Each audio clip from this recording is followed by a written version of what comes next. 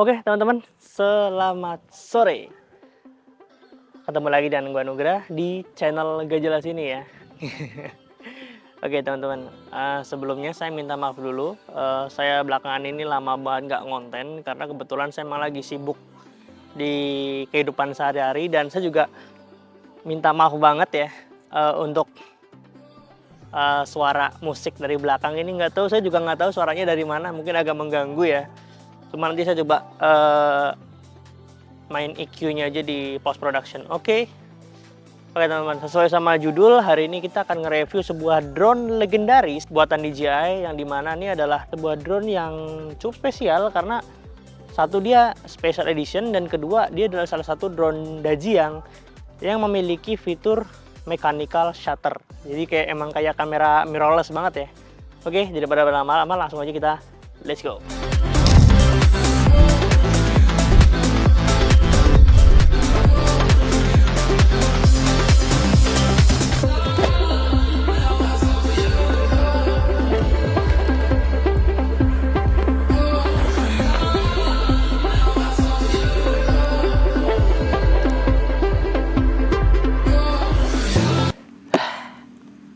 Lo runduk ya ntar. Ya. Oke teman-teman, jadi hari ini saya mau review singkat seputar ini DJI Phantom 4 Pro Obsidian ya. Ini sebenarnya drone baru yang kemarin baru saya beli. Sebenarnya pengen unboxing ini kemarin, cuman saya karena sibuk jadi unboxingnya saya nggak sampai kontenin. Dan terpaksa kita bikin review aja ya. Jadi kita kayak unbox singkat aja. Ya bukan unbox sih, lebih ke ngulas aja gitu. Sebenarnya ini drone-nya kayak gimana sih? Karena kan kalau teman-teman yang udah main drone dari lama pasti nggak asing sama drone. Apalagi kan dia buat seri Obsidian ini dia limited editionnya Phantom series ya. Nah barangkali buat teman-teman yang mungkin sekarang teman-teman udah tahu ya, kalau DJI sekarang baru ngerilis drone baru yang namanya adalah Lito series. Ada Lito X1 dan juga Lito One, ini mana itu juga salah satu lini drone entry levelnya DJI. Nah kita akan kesampingkan itu dulu karena yang review pasti udah banyak. Nah sekarang kita akan mengulas drone yang legend banget ini ya. Oke, langsung aja daripada bertele-tele, kita akan langsung buka kopernya sekaligus kita sambil jalan ya, sambil kita ulas ya. Oke, mantap.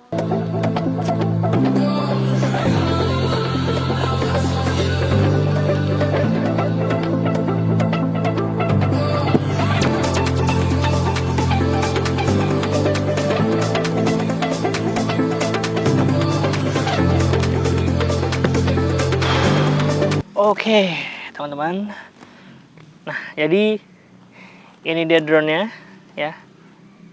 Ini dia drone-nya DJI Phantom 4 Pro Obsidian.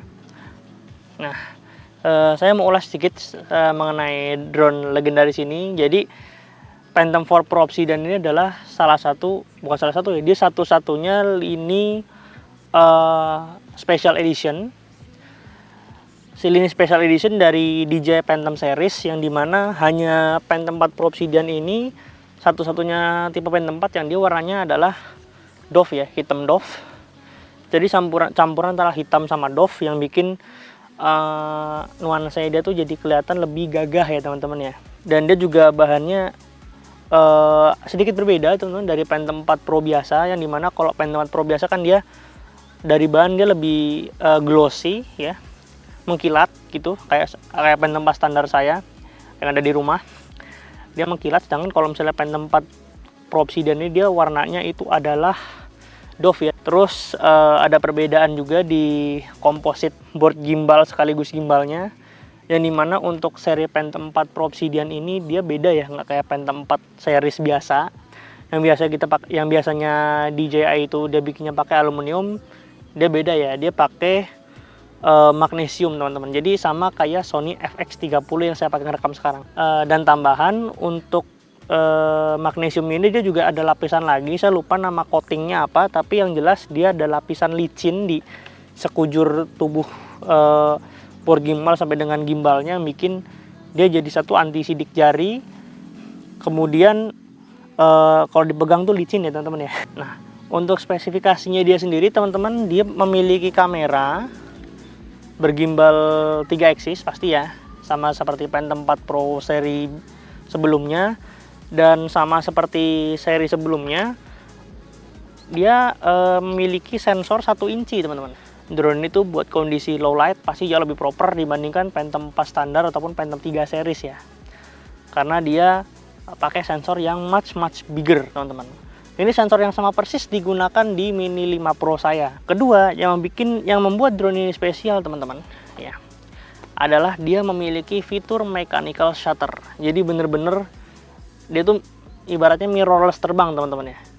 Karena ya kalau teman main DSLR, kamera darat DSLR mirrorless kan pasti ada mechanical shutter yang bikin kalau kita motret gambar diam atau foto atau stills image itu, kalau misalnya kita ngambil panning, dia nggak akan muncul yang namanya efek rolling shutter bending ya. Jadi gambarnya tuh kayak miring gitu teman-teman. Itu. Kemudian keistimewaan yang 3, dia memiliki variable aperture ya teman-teman. Jadi ini jujur sebuah fitur yang cukup langka di dunia drone, karena biasanya drone itu dia aperture-nya fix ya. Variable aperture dia bisa di f paling gedenya adalah f2,8 dan paling kecil adalah f11.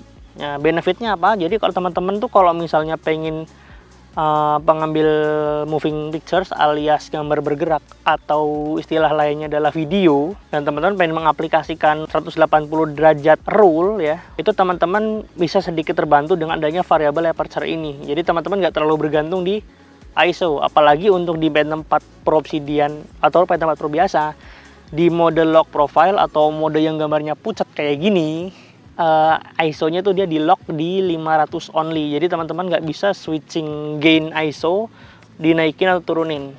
Berbeda nggak kayak seri-seri Phantom sebelumnya, itu teman-teman bisa bebas naik turunin ya. Phantom 4 saya ataupun Mavic Pro dia bisa dan mudah kita naikin ISO gainnya di mode lock profile. Sedangkan di seri P4 Pro Obsidian ini ataupun di seri Phantom 4 Pro biasa dia dikunci teman-teman. Dan kemudian untuk pembeda juga, kalau teman-teman yang biasa pakai drone entry level Say It Mini series or maybe yang seri agak jadul Spark, itu dia untuk bitrate perekamannya dia hanya sampai dengan 60 Mbps teman-teman, alias 60.000 kbps. Kekurangannya apa? Kalau misalnya kita pakai itu, dia akan sedikit losing quality kalau misalnya kita mau pakai zoom itu. Jadi kita crop gambarnya buat di post production, kita crop, dia akan sedikit kelihatan gampang banget pecah teman-teman. Sedangkan untuk seri Phantom 4 Pro ini, Phantom 4 Pro Obsidian ini, dia sudah dikasih 2 opsi ya. Jadi kita bisa pakai 60 Mbps or langsung 100 Mbps di H265 atau HEVC, High Efficiency Video Codec ya, H265.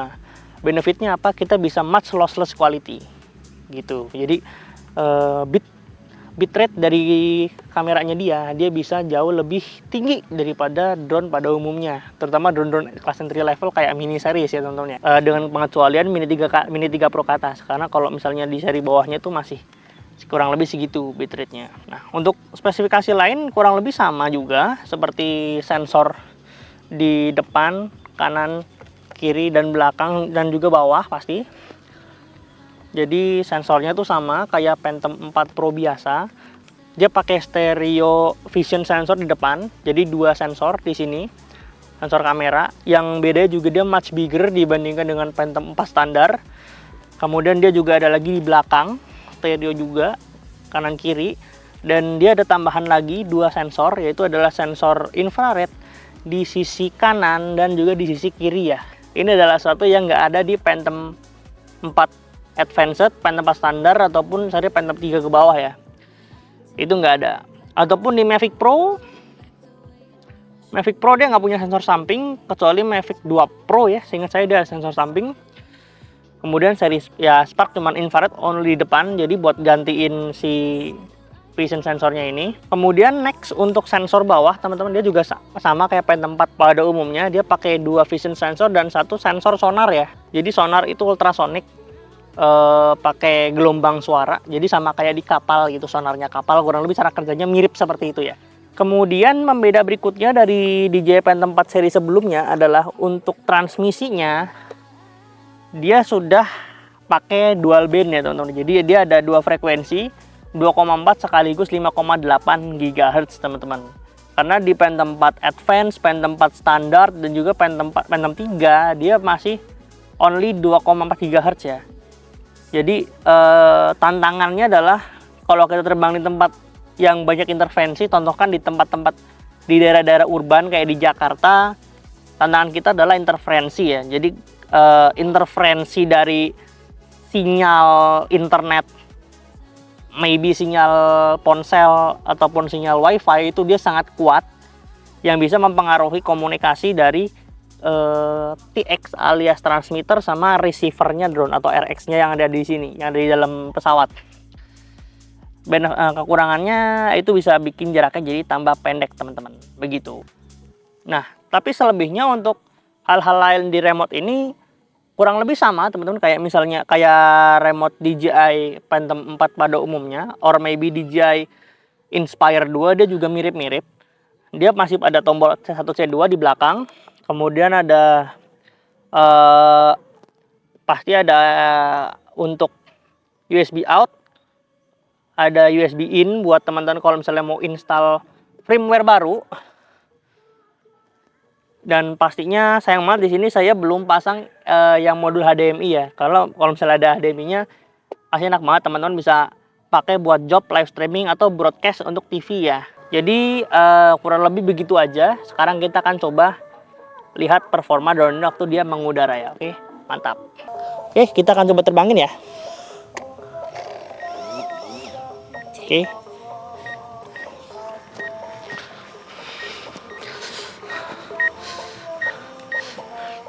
Langsung aja kita flight.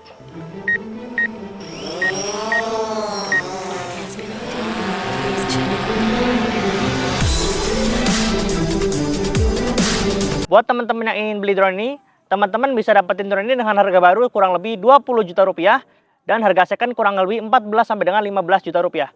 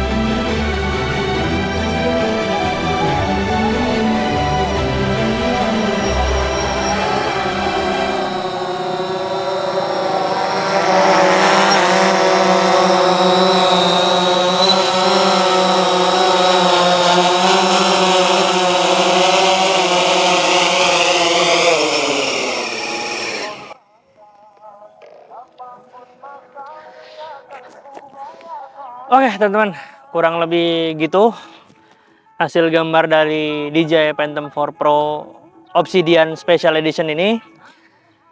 Ya kurang lebih gitu aja, karena kita nggak bisa ngulik terlalu dalam ya, karena emang buat konten berikutnya. Oke.